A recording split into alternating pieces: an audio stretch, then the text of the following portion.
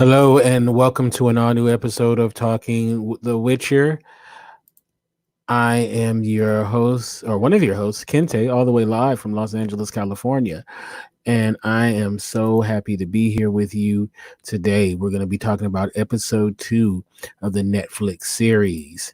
And joining me is my one and only co-host with the co-most, Jen. How you doing, Jen? Awesome.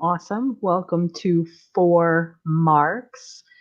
Kind of excited to talk about this episode. There's a lot to digest, even though there isn't a lot going on sort of narratively, but there's a lot to sort of understand. So let's get to it. All right, let's do this. Um, so we are continuing, of course, in talking about this series, and you know, um, this one thing that I've noticed as someone who is new to this series is that they're getting right to these characters who I can imagine are going to have major impacts on the storyline going forward. Mhm. Um, Also, we're really getting an idea of how the world works that that they all exist in, and some of the rules, some of the ways that people are viewed and whatnot. And as a typical fantasy show, we're seeing a lot of the elves and bards and and whatnots, and it's really feeling like a fantasy epic. And in this episode, which is called Four Marks, as we said, it continues on what was established in the first episode. So I will give the floor over you to Jen. To you, Jen. Well, let's talk about what Four Marks means. At the beginning of this episode, basically, we're introduced to a character named Yennefer. Yennefer is the very poor, I would say, and twisted. She has what she calls twisted spine. She has basically a hunchback, and some other physical deformities. And she is clearly an outcast where she comes from, and she's the daughter of a pig farmer. So what happens is she is tormented as a lot of people who have physical deformities. One of the things that I think is sort of portrayed pretty well, just in terms of levels of acceptance and the kind of things that people do to each other. And she's scared enough that she basically has what's called a conduit moment where she portals. This is one of Yennefer's sort of almost signature skills. It's something that she does with I don't want to say great ease, but it's something that she's able to conjure pretty easily. But at this moment, she doesn't really know what she's done. She ends up being transported to a cave, and she has absolutely no idea how she got there. The thing that is a bit interesting, I think, about how this happens is, like us, she doesn't understand the magic either that brought her there. So as she learns about the magic, we learn about the magic, and I think that's actually kind of a nice way to do it, quite honestly. What did you think of just sort of our introduction to who Yennefer was? Oh, it was really. I mean, first of all, you feel sorry for her as a character and what she's going through, and so right away, you know, your attention is drawn to her, and then all of a sudden, it's like at first I thought maybe she was dreaming it was happening, and Mm, then when it's explained what's actually going on, with the whole portals and whatnot. Oh, excuse me, sorry. Then it made me wonder, okay, what's going on? Now you state that this is her ability in which that she can do. I imagine that as we go along, we'll see more of that ability that she has. yeah, and the reason that I said that this is kind of her signature, is because it is sort of, this is the very beginnings. This is the humble beginnings of how she. It's one of the things that comes with ease to her is being able to portal. So in terms of this being her conduit moment, and we hear a little bit later, as the group is gathered, as the group of girls is gathered, that they all have had conduit moments, and we hear what those conduit moments were. And some of them are kind of telling, and then some of them are, kind of like, obviously they just all had their moments of magic. But I wanted to call out the actress here. Her name is Anya Chalotra, I think. And the person who plays young Yennefer is different from the person who plays the Yennefer that we will see later in the series. And she is actually just amazing in this role. I think it's always difficult to play a disability. And I mean, I'm not making this about sort of what the wider implications here are, but the character itself is so tormented and anguished about the life that she has led so far. And everything from the way that she cries in the beginning to the way that she tries to take her own life, and all of the little moments in between are just absolutely breathtakingly played by this young actress. I was really, really impressed that they found someone who really captured the essence of it, because this is hard. This is not easy. It's not easy to represent someone in such an abstract way when we know that, if you haven't lived a life of torment, it can't be easy to just sort of channel that. It's not like saying, well, channel some rage or this had to have been pretty difficult. So, yeah. And this is a little bit different than some of what we know happens in the book series. But in terms of the Netflix series, I just wanted to call out the actress. I really liked her a lot. What did you think? Oh no, she's fabulous. I mean, right away, you see the anguish in her face, Right. and so I think that she did a great job in this first episode for sure. Also, something that is sort of interesting about the way that, now we'll get into Saya, but the rectress of Aretusa, who is Saya, when she finds Yennefer, she finds Yennefer because basically Yennefer was able to do magic. She can find people when they what's called disrupt chaos or channel chaos in a way that hasn't been felt before. They leave a mark, according to the series, on chaos itself. So they alter it or leave a ripple or change it in some way, and that's how she finds them. What is so fascinating to me about that idea is that the chaos magic is so strong, and yet it leaves a personal signature attached to it that, as we kind of go through the series, you kind of understand why they don't just use magic as a cure-all, why magic isn't just a, hey, if something is happening and you don't want it to happen, why don't you just use magic? It really does take a toll, and it takes a personal toll. And we kind of saw that when with the rock scene, where Tisea is able to lift the rock by counterbalancing it and using the flower. She basically uses up all of the life energy in the flower, and the rock is able to rise. But Frangilla, who is the girl who does it the first time and says, oh my God, look, I did it, she doesn't use the energy from the flower first, and it ends up hurting her directly.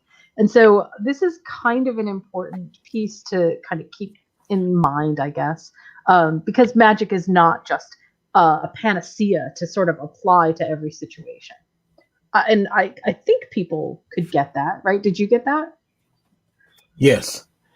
Yeah, I picked up on it. They made it very clear. That was pretty clear.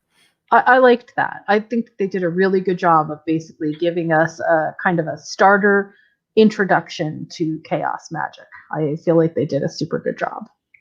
Yes.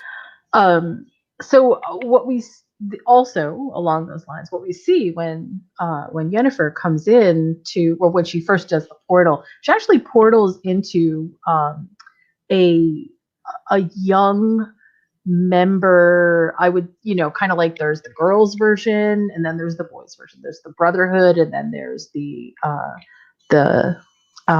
sorceresses of Aretusa.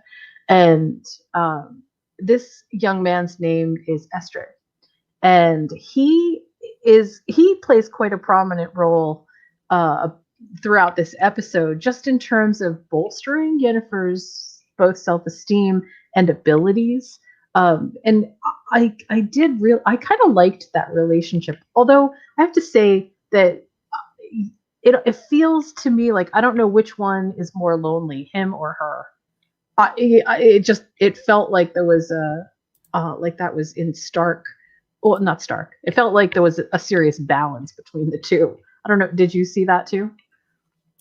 Um, yeah, they felt like they were kindred spirits, like Yeah. they were going through somewhat. I don't want to say similar things, but they were, somebody who kind of needed each other. If I don't know if you could say that Yeah. needed each other. Well, yeah. I mean, clearly I feel like he is just absolutely so lonely. Like, she is sort of the only one who has the ability um, to portal in and be able to see him on his own turf. I'm going to skip ahead just a tiny bit because I forgot something, but this is also, I think, super interesting. We see Strigobor again in this episode. We haven't Last episode we saw him when he asked the Witcher to kill Renfrey. And this episode we see him basically saying to Astrid, okay, you've been working on her for months. What do you have for us? And he reveals what he reveals. But it's kind of interesting because it tells you that all of the mages are sort of all connected through this one place. Well, they're all connected. I shouldn't say they're all connected through this one place, but they are all definitely connected. You can feel that there is a kind of a close kinship between powerful mages altogether. So that seemed kind of important. How did you think about, just in terms of the running piece, about how Yennefer arrives at Aretusa and what her training kind of was? Because overall there's so many small pieces to this, but the big thing is how we as the audience feel about how she was trained. I mean, she was belittled. Tissaia calls her piglet. There's all of this stuff. And what effect do you think that had on the character?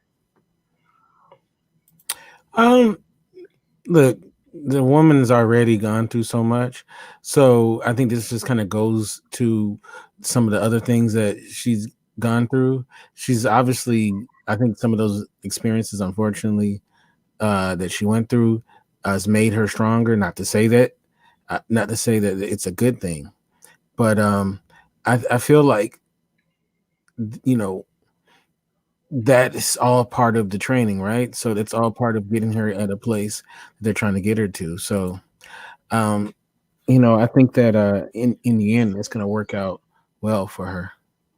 Well, on the one hand, there's a telling moment, I think, in this episode where Saya says to Yennefer, there are people like some of the other girls who basically ignore or sideline their emotions. And then there are people like us who emotions are sort of at that's their power center. Their power center is their emotions. And I feel really strongly that the series was really trying to make a strong case for Yennefer and Saya as very kindred spirits. In some ways, I feel like maybe Saya was sort of testing Yennefer in a way that perhaps she had been tested. And that's why she thought it would work, because she thought that they were similar enough that the things that had happened to her, perhaps she could push Yennefer with. I don't know. It's not. There isn't a specific moment that says it. It just feels very implied there. Mm-hmm. Did you see that at all? That's implied. Well, that Tissaia, that maybe Tissaia is acting in a way toward Yennefer that maybe she had been, like, you know, because it's different with the other girls than it is with Yennefer. She clearly treats her very differently. It might be one of those situations where she has the most potential, so you push, like a lot of coaches do that. The ones that have the most potential, they tend to push them a lot harder. One is they feel like maybe they can take it, but also that extra attention may lead to some success. Oh, that's a good point. That's a really good point. Yeah. So we cross-cut this episode with Yennefer getting her training and accepting, you know, that she is more than just a conduit, that she can actually do what's called ascend. And the way that we get this crosscut is with Geralt meeting Yesker. Now, I'm just going to pause for a moment and say this is absolutely one of my most favorite relationships, both in the series and in the books. In the books, it's a bit different, but and his name is actually not Yesker; it's Dandelion, which is crazy but fun. And it's this relationship as it begins is it's one of my most favorite in literature moments where or passages of time where something you can really feel that something very special is happening, and special meaning, you know, that there is this like longer deep friendship developing, and I just absolutely love it. I really love the way that they make Yesker just absolutely so ridiculously over the top. It feels absolutely like the character from the books, but he also has his own kind of quirks and personality traits. So what did you think of him? Funny guy. He definitely, I think he adds something that's needed to the series, which is a little humor. He adds some brevity as well. So I think so far I like his character. Yeah, there's definitely an element of comic relief happening with Yesker for sure. And you know, you're right. In some ways, Geralt kind of needs that because Geralt is so serious. I mean, it's, you know, you don't, if you watch the entire series backwards and forwards, Geralt smiles a handful of times, Mhm. and it's quite telling. So yeah, so it's kind of cool to have a character like that. So the on sort of his way out of dismissing Yesker, Geralt is contracted to do a Witcher job where some devil has been stealing the grain. And so Yesker sets out with Geralt, not because Geralt wants him to, but because I'm trying to understand the motivation in the series. I don't quite get it. It kind of seems like maybe Yesker is incredibly bored, or you know, he just doesn't want to continue doing what he's doing, and traveling along with Geralt seems like it would give him more fuel for his stories, more, you know, more power to his muse, if you will. And the first thing that they find is this talking Sylvan. Now, the reason that this also feels, you know, kind of over the top is because there's sort of no way to make this monster seem anything more than really silly. I mean, I don't know how you felt about it, but I felt like it was crazy silly. Yes. He very silly. I mean, when I first saw him, I thought he was someone wearing a mask. Like I Yeah. thought he was like a fake. Like, do you understand what I'm saying? Yep. Like it was someone pretending to be a creature. Yeah, like Geralt was going to do a Scooby Doo, and let's find out who the real villain is. Mm-hmm. Yeah, yeah, and the I get sort of where they were going with it, but I still can't help but chuckle every time I see that scene. Um, this also is really similar to the same kind of moral lines that we see Geralt have to struggle with in the first episode. Not so much with the "Are you a monster?" but he said, "Look, you're intelligent. I'll give you that, but you can't stay here." And his choice not to kill the Sylvan ultimately is the reason that he gets to walk away from Flavandrel. So that in and of itself is kind of highly, another Geralt character development moment, if you will. I liked that scene. I mean, and it's, oh my gosh, it's the scene that launched a million memes. I mean, every meme that you see has that back and forth going, so it's sort of hilarious.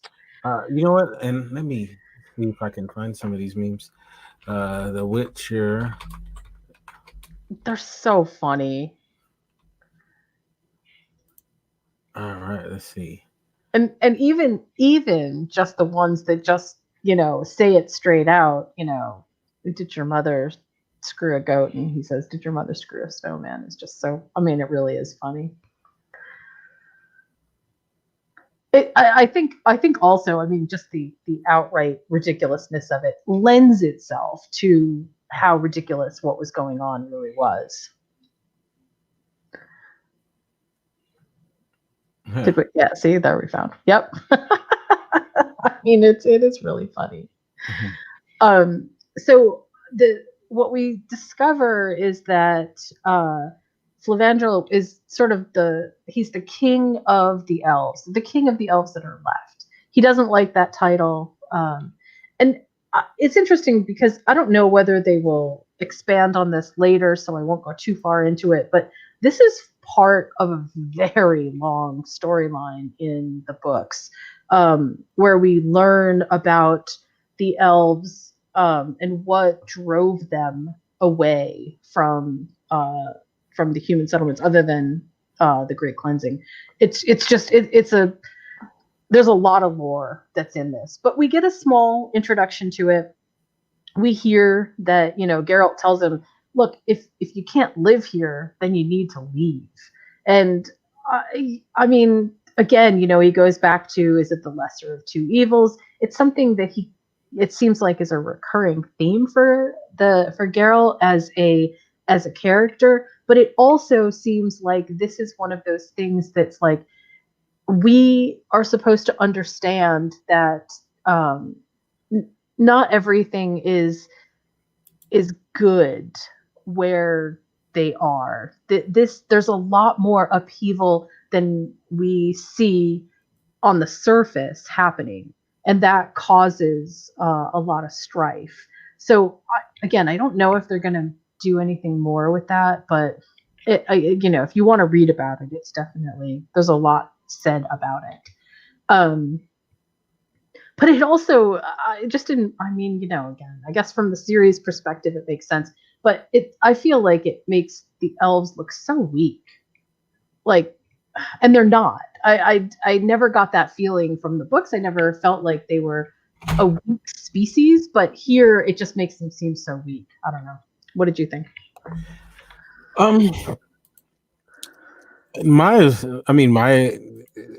You know what? I don't want to upset the elf community, but I've never thought of the elves that strong, so it didn't do anything like that for me. But, I got to be careful because I don't want the elves to be mad at me now. Yeah. They might start cutting off human ears. That might be a problem. Uh-oh. Yeah.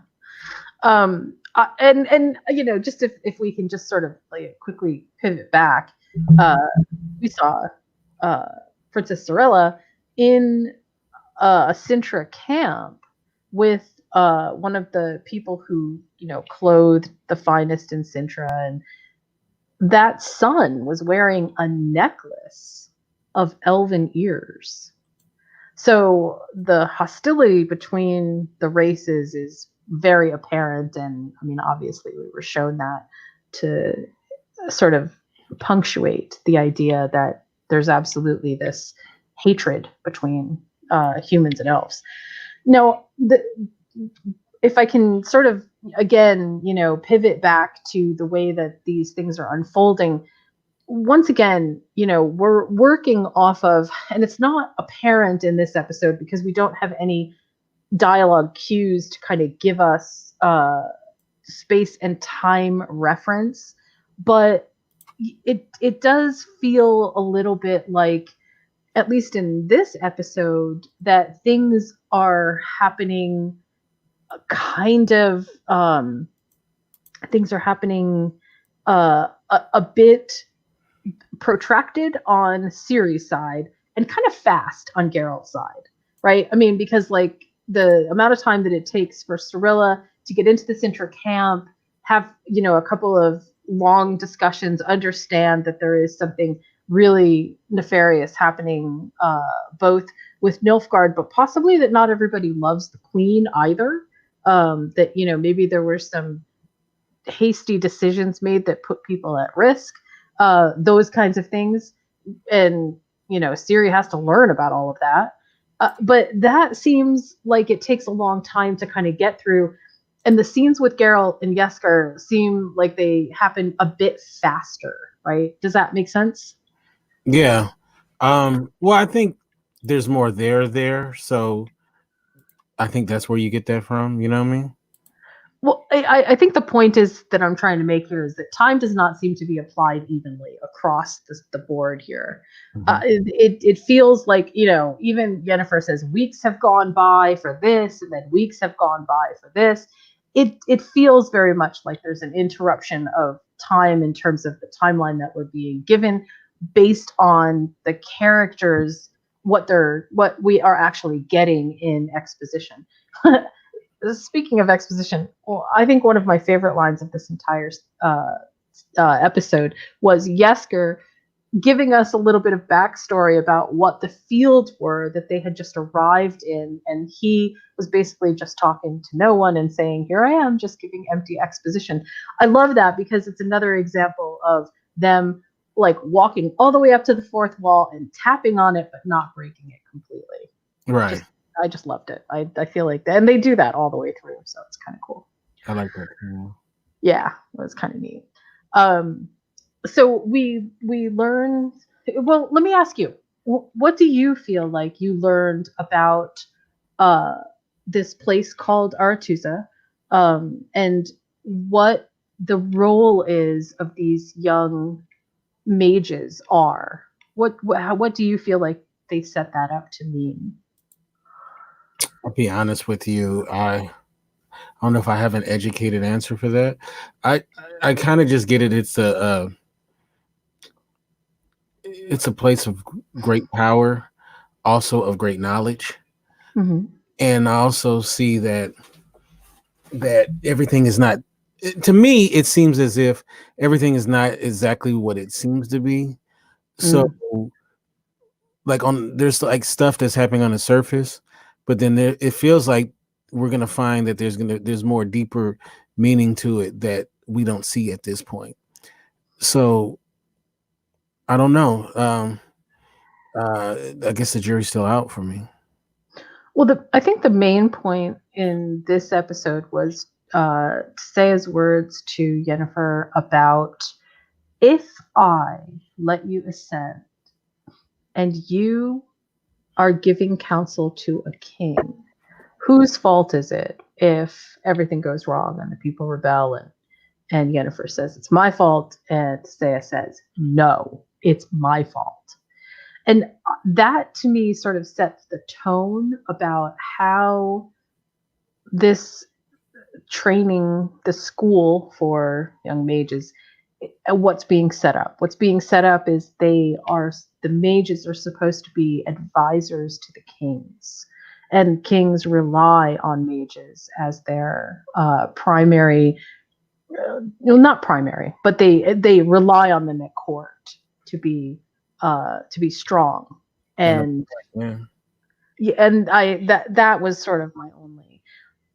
That was if every episode needs to have just something a little bit political, that felt like that was the little political insert, because everything else was pretty much character building.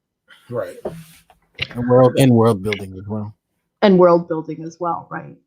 Um, so I'm not sure if, although I feel like they gave us a fairly good understanding of how this chaos magic works in this world. I just wanted to make sure that I mention the fact that they've taken some liberties here in the series, which I mean, I know are teased out, drawn out far better in the series, in the book series, and I mean, for obvious reasons, They only a had 8 book can episodes. do a book can do much better, right? Well, that's true, but yeah, this is. I don't feel like this is going to be a major thing that they will get into, but I do just want to sort of say that from the series point of view, it when we are talking about how these characters are able to either wield magic or use it for effect,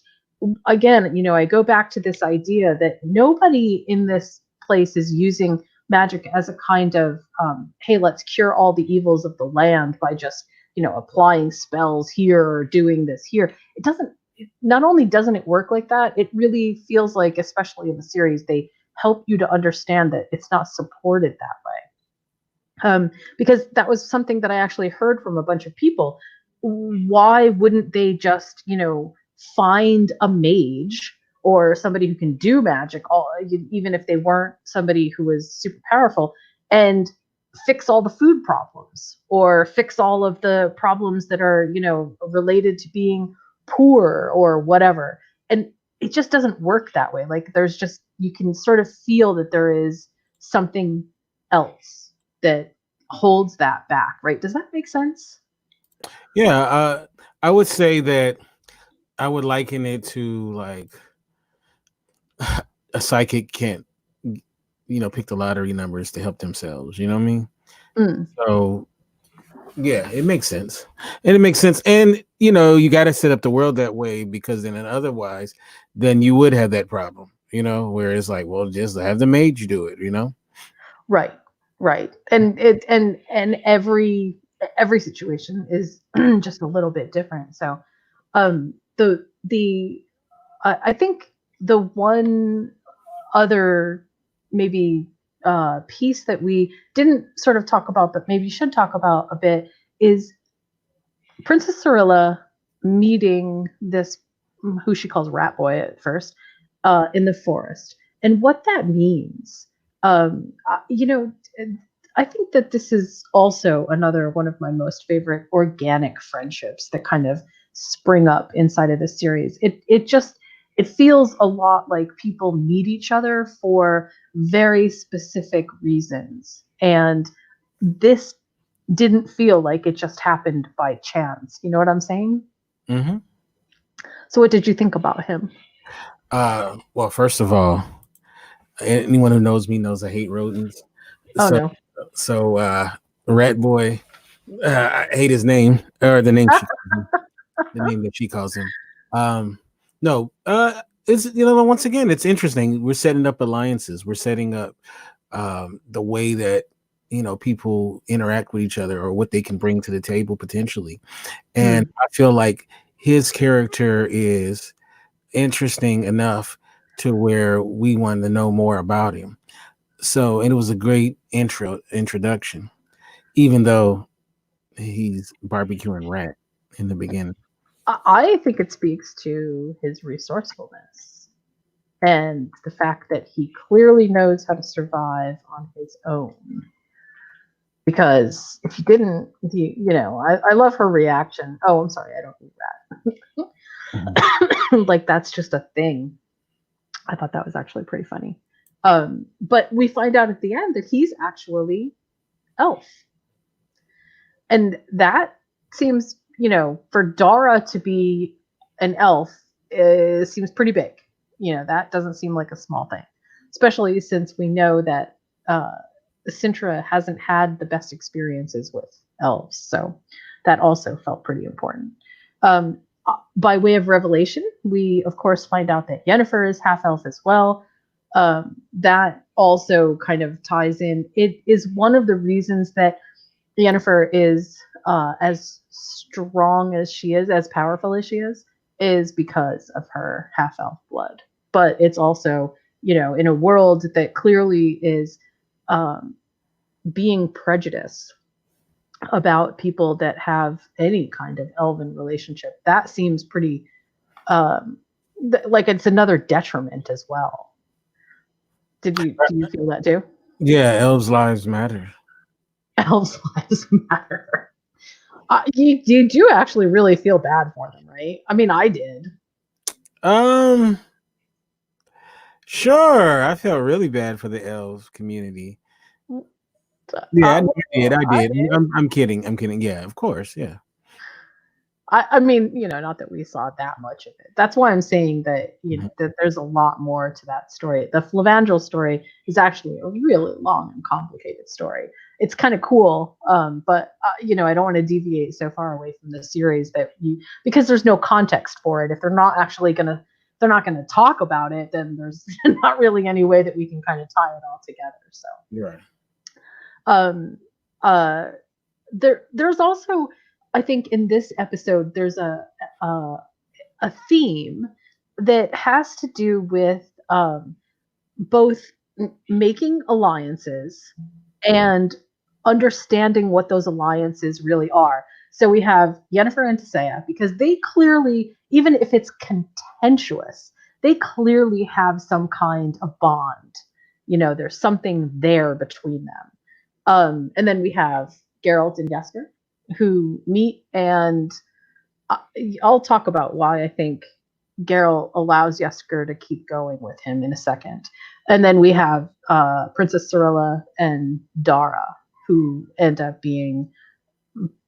I think, being much closer at the end, simply because Dara doesn't give up on Cirilla and rescues her at the time that Nilfgaard comes in and tries to get rid of all of the rest of the survivors from the Sintra camp. So that actually felt pretty important.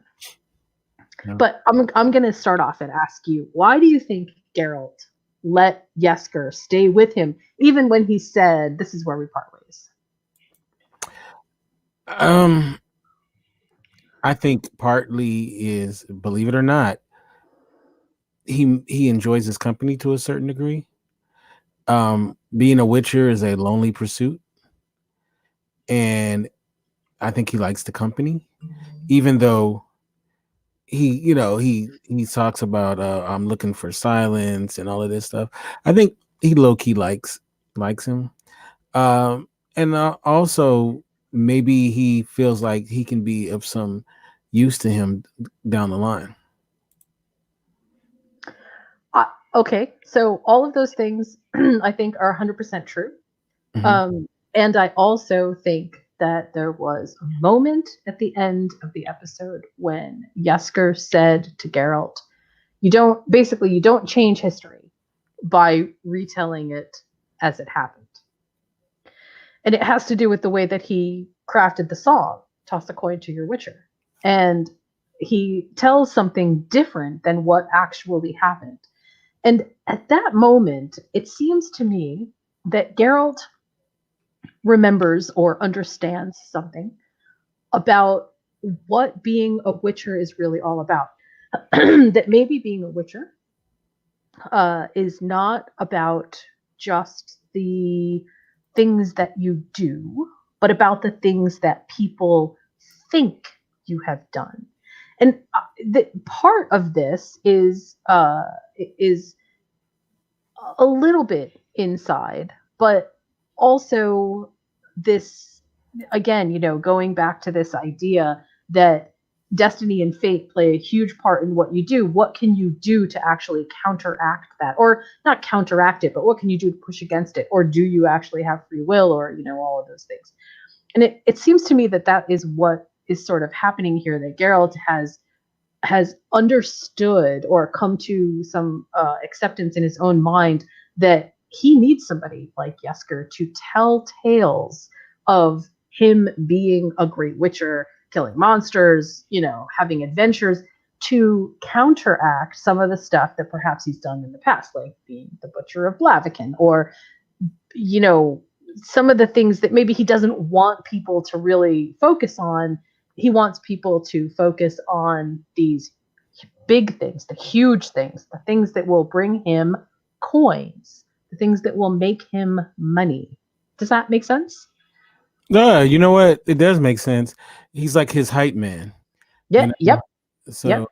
okay, and every good celebrity needs a hype man. Yeah. Yeah. He's like that version of his publicist. Let me go out there and extol your virtues for you. Right.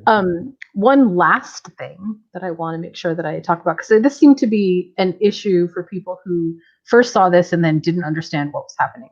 Tisea talks about these girls being conduits or having their conduit moments. And then at the end, we see that some of them have been turned into these eels and put into the waters of Aretusa. And Yennefer says they're conduits for Aretusa. That is, it's a little bit removed from the series in terms of how they explain it, but it's pretty central to this idea that people are conduits for chaos magic. And the chaos magic itself flows through you whether you're using it or not. And so by turning them into eels, in other words, they didn't have the right stuff to become advisors to kings and great people out in the world to represent magic, to represent whatever. But they are powerful enough that they don't want to lose that. They don't want to what's a good word for that? They don't want to waste the potential that is there. And so they use it in the waters around Aretusa as basically conduit for more chaos. So does that I don't know if that makes sense, but I hope it does. No, it makes sense. I mean, it makes sense in the context of this show. I don't know.